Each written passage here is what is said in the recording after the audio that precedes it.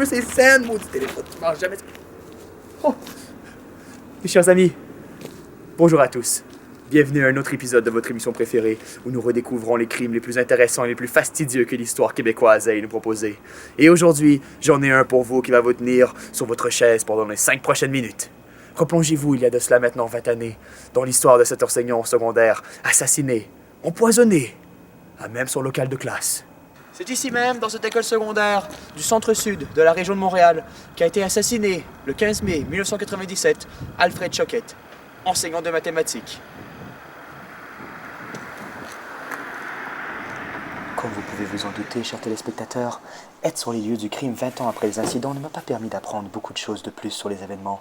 Je me suis donc dépêché de me rendre chez mon ami, le professeur Alan Allen, et criminologue spécialiste de l'affaire, qui peut-être pourra nous renseigner un peu plus sur les événements sordides de cette histoire.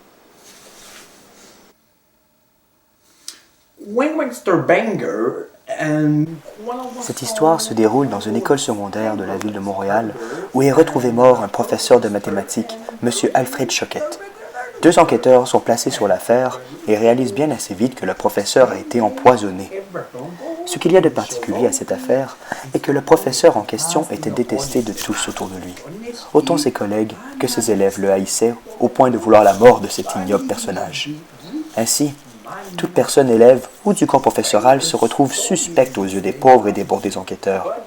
C'est grâce à leur ingéniosité, leur interrogatoire et leur ruse qu'ils parviendront à démêler la surenchère d'indices s'offrant à eux et à coincer le coupable, qui n'était peut-être pas si vil qu'on pouvait le penser.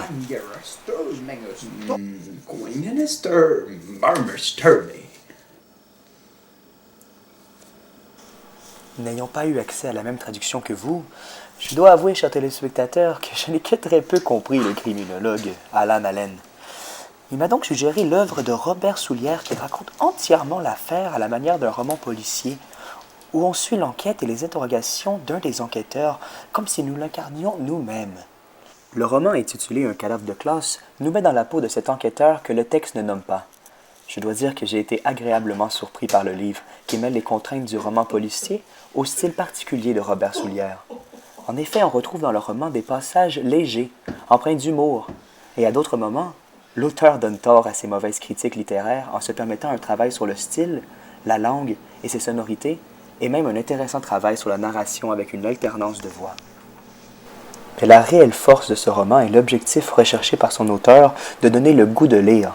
Et ça, je l'ai vu, quand mon ado est resté collé au roman comme une langue un peu trop aventureuse l'est à son poteau en hiver. Robert Soulière fait tout pour garder l'attention de son lecteur en s'adressant directement à lui à plusieurs moments dans le livre, et en plus de lui faire croire à la facilité de lire un roman de 1000 pages. Le roman démystifie le côté ardu que peut avoir la lecture pour un jeune public, avec un texte entrecoupé d'humour et de passages incluant d'autres formes de texte, comme des extraits de journaux, une critique gastronomique, un mot mystère et même des théories vulgarisées sur ce que devrait contenir un roman policier. Le texte prend aussi son souffle d'une panoplie d'exemples d'intertextualité, où Soulière fait des références aux héros d'Agatha Christie, Hercule Poirot, puis à Sherlock Holmes, dans un but d'intéresser et d'initier son lecteur au genre policier.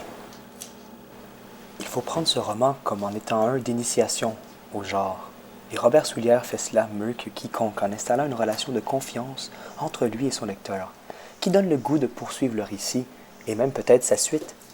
On sent par le style l'amour pour la littérature, mais également l'amour pour l'enfant qu'on veut guider vers l'immensité du plaisir de lire. Pas étonnant que Soulière cite Régent du charme dès les premières pages. Merci à tous d'avoir visionné cet épisode particulier de Crime à la québécoise, et à la prochaine fois.